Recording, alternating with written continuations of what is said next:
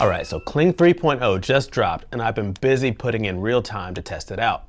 Not for demo clips, not for cherry-picked results, but for real workflows, real projects, and real frustration when things don't work. And honestly, I've been really busy with client work and a few bigger projects that I'm building out, so I don't have time to really make random demos just to test the tool. So the only way that I can actually judge Kling 3.0 is by using it inside of real projects. So in this video, I'm not here to sell you on the hype. I'm just going to show you what changed, where it genuinely impressed me, and where it still falls apart, and whether I trust it in a real production pipeline.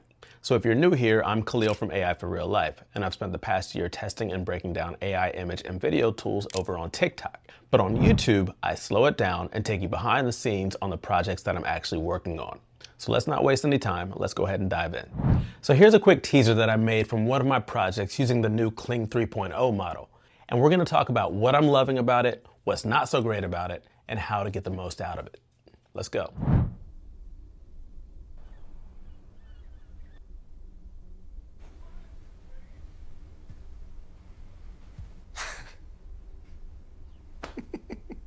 Oh my God, bro, what happened to you?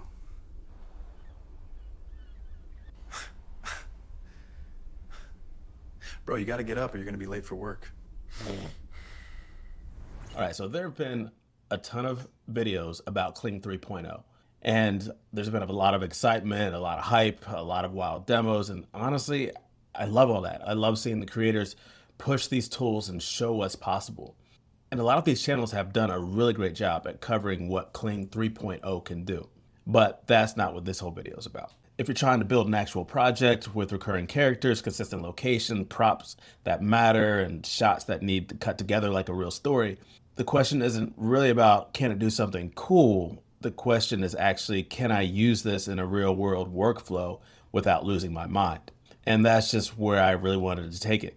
So that's what I did. I spent the past few days using Kling 3.0 inside of real projects because that's really all I had time for. One of those projects is client work that I can't show you, unfortunately. But I was deep in the trenches working out the kinks and trying to see if this could actually become a part of my pipeline. But what I can do is I can show you what I've been working on with one of my personal projects, the life of the Lazy Mon. And I do that on the side when I have time outside of these other projects. And in this video, I'm going to walk you through what I saw, what I learned, where Kling 3.0 really shines and where it actually falls apart, and why I think it matters if you're an AI filmmaker trying to build a cohesive story. Now, before I even talk about the features or models, I really want to start with a reality check. See, Kling 3.0 honestly is super slow right now. And I'm not saying that as a complaint. I'm saying it because it changes how you need to approach the tool. When you're learning and you're experimenting, you're doing a lot of iterations. You're generating, you're testing, you're tweaking, all these kind of things. And that's just how it works right now. But right now, because of all the server load and how new this release is and how everybody's on it, because it's a pretty solid model, things are moving really slowly. And it's not a rapid fire tool at this moment. So that means that you're going to need to plan your time differently. You need to expect waiting. You're going to have to expect failed generations. You're going to need to be okay with that going into it. So that's just a little warning in advance as you check out Kling 3.0. And then the second thing is something that I didn't fully understand until I spent real time inside of the tool. And that's that the platform that you use for this tool actually matters. And it's not because one platform necessarily has a better output than the other, or at least that I've seen, but it's because getting the best results out of Kling 3.0 requires a little bit of setup, and that setup takes time. Let me explain a little bit.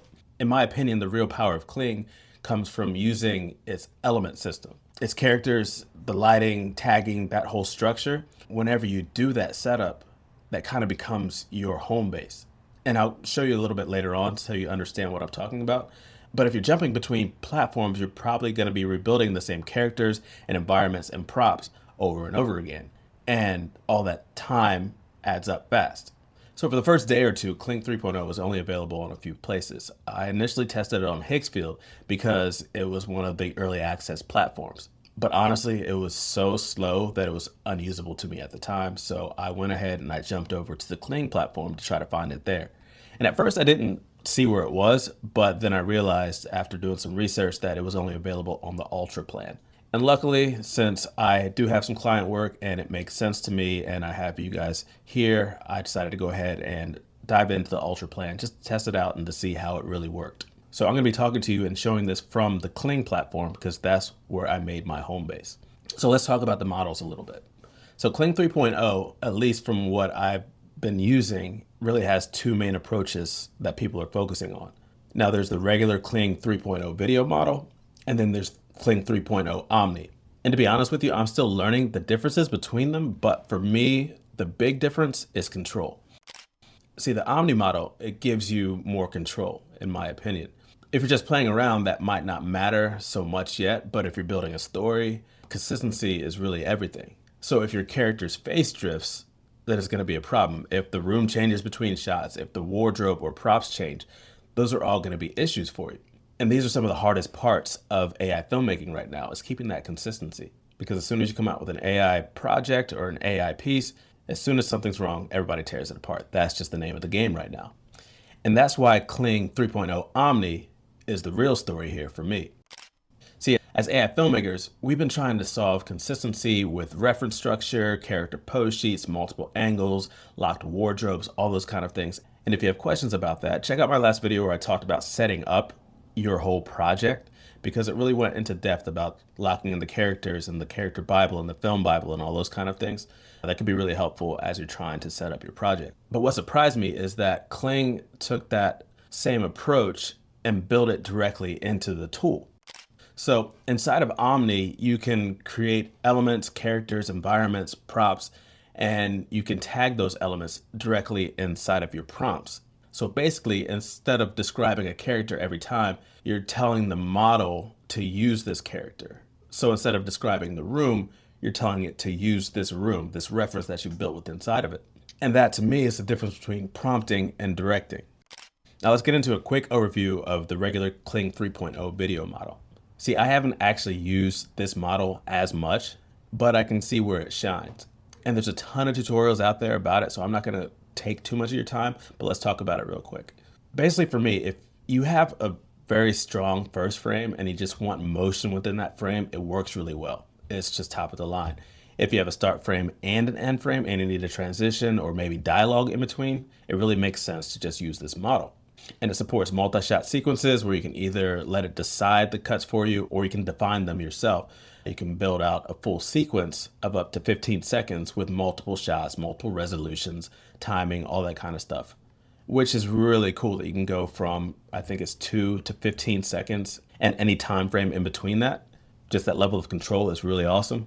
And like I said, there's plenty of tutorials on that already, so I'm not going to spend a ton of time here. And that's honestly because I found the most success inside of Omni. So with Kling 3.0 Omni, you can actually jump right in and go ahead and start generating really quick. But in my opinion, it becomes a real superpower when you take the time to set up your elements. You set up your elements, your characters, the environments, the props, your key details. And the thing about it is that this setup, it takes time and it can feel very tedious at first. But this setup is what turns Kling from a video generator into an AI filmmaking tool, in my opinion. So if you skip it, you might get some really cool clips and get some really good results. But if you do it, you can reduce things like drift, increase consistency, and actually build something reusable. And this is where I want to offer you a piece of advice based on my own experience. And that's pick one platform and make it your Omni headquarters. Build your character library there, build your environment library, build your props, all that stuff there. You can always expand later and switch it to a different platform or use different platforms for different projects or whatever it may be. But at the very beginning, it might be a good idea to just make one your headquarters so you have all of your data and all of your elements in one place. Because if not, it's going to cost you time and your patience. Now, let's talk about how the element system actually works. So inside of Omni, you can create an element. You upload an image or a video as your main source for that element. And I haven't done the video part yet. I'm hoping to dive into that soon, but I've just been using the image part so far. So after you upload your image, you choose a tag type like a character, item, costume, scene, or effect, something like that. And then you can write in your own description, or you can let Kling auto describe it for you based on the file that you gave it. And then next, you need to add multiple angles or multiple shots to give it coverage. So once you've done all that, you can actually tag those elements directly inside of your prompts as you're making a scene. So if you have a character, let's say his name is Rocky. So instead of you typing out and describing Rocky and what he does and all that stuff, you can tag Rocky in it and it gives his character consistency. So instead of saying living room, you tag the living room that you have created in there and it uses that as the reference. And what that does is that it reduces drift. Now, here's the honest part about this whole thing. Kling 3.0 is not a magic button. It fails, and it fails a lot. You're still gonna have to generate multiple times. You're gonna have to iterate. And with the current speed, those iterations, they feel a lot heavier in your workflow. But the thing about it, what I found is that when Kling hits, it really hits. So the moments that feel alive, like that real moment, that real expression, those shots that actually feel cinematic, that's the difference. You can get some really good shots, but right here, it's really about the potential and the control that you have.